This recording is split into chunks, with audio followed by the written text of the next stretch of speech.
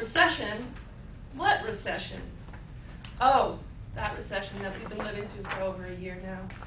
It's hard to avoid with news on all the time about government bailouts, the financial institutions. Stock markets are just plummeting, and rising, plummeting, and the highest rates of unemployment for years. And it keeps getting worse day by day. It's accelerated that much. And at the same time, Wal Mart has been reporting a 10% increase in sales in their third quarter, which has been the hardest hit quarter of our economic crisis. And according to the Associated Press, they have net sales of $97.6 billion, and that's up 7.5% from last year. Stephanie Rosenblum writes, the United States has two kinds of retailers these days, those bracing for a grim holiday season and Wal Mart.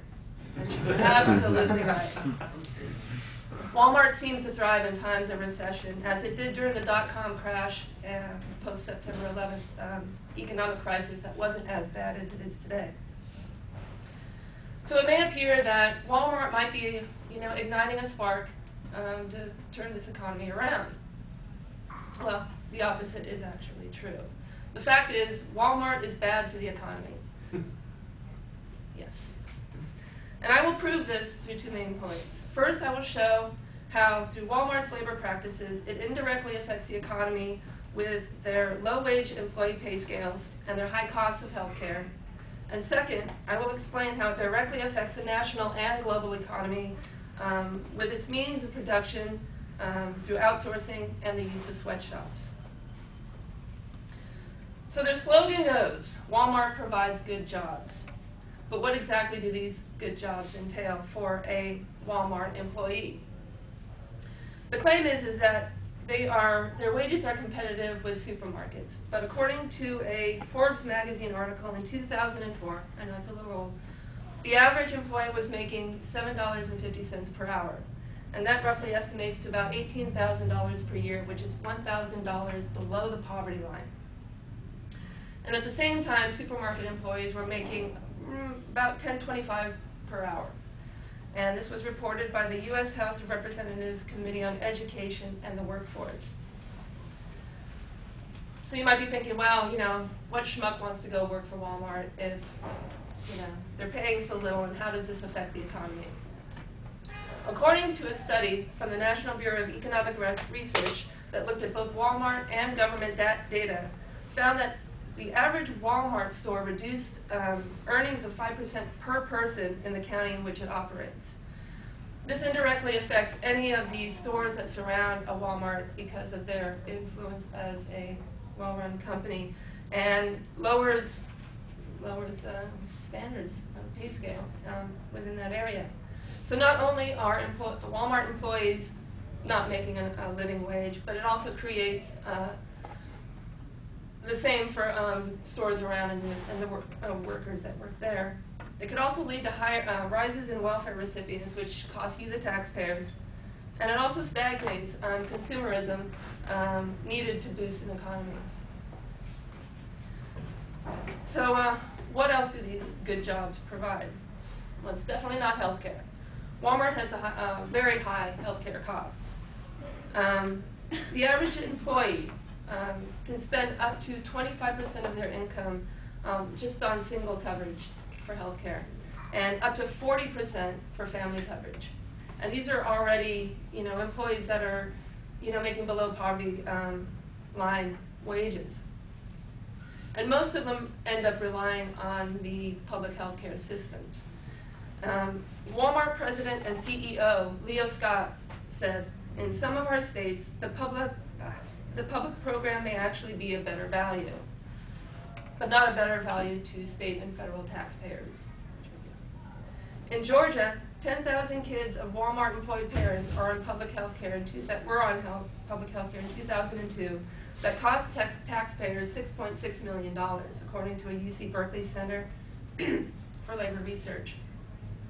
In Tennessee, 25% of the 37,000 employees were on what's called TennCare, that's the state's public health care system. reported in the Knoxville News Sentinel. And Sylvia Chase reported on Now with Bill Moyers that in 2003, California taxpayers were footed the bill for $20.5 million in medical care for Wal Mart employees. And those numbers are just staggering. And it's costing us right out of our pockets. And those are just a few examples of the indirect way Wal Mart negatively affects the economy. Now I'd like to explain how Wal Mart, through its means of production, hurts the national and the global economy in a negative way. It's simple business logic. You purchase products at a reasonable cost and you sell them for a profit. But Wal Mart takes this logic to its extreme. According to John Bicker's book, The United States of Wal Mart, a typical story of doing business with Wal Mart is a Dallas-based Pillowtex that supplied towels to Wal Mart. They kept increasing pressure to lower their costs and eventually started laying off a lot of people, which then led to the closing of Pillowtex.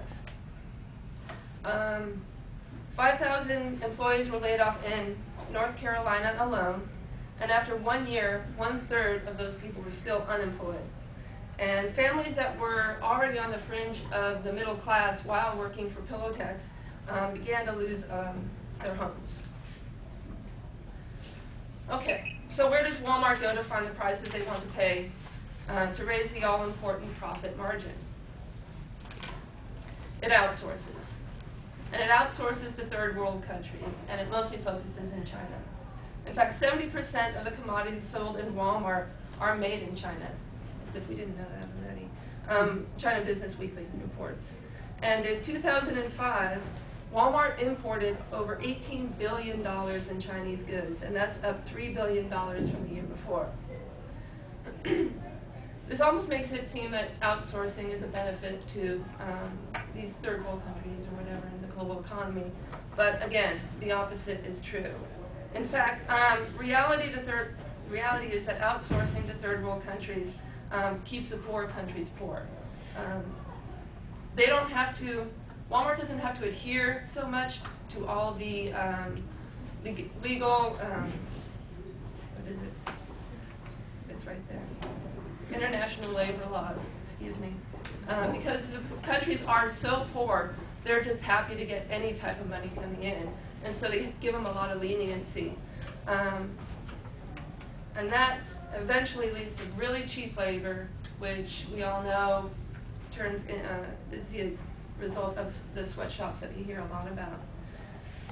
In a Shanghai factory, workers made $32 per month, and that's 40% below the local province's minimum wage. And the U.S. National Labor Committee reported that half of the 800 workers in Kinshi factory actually made no wages at all. They would work 14 hours a day, 7 days a week, and it was all to pay off the debts for training, food, and lodging.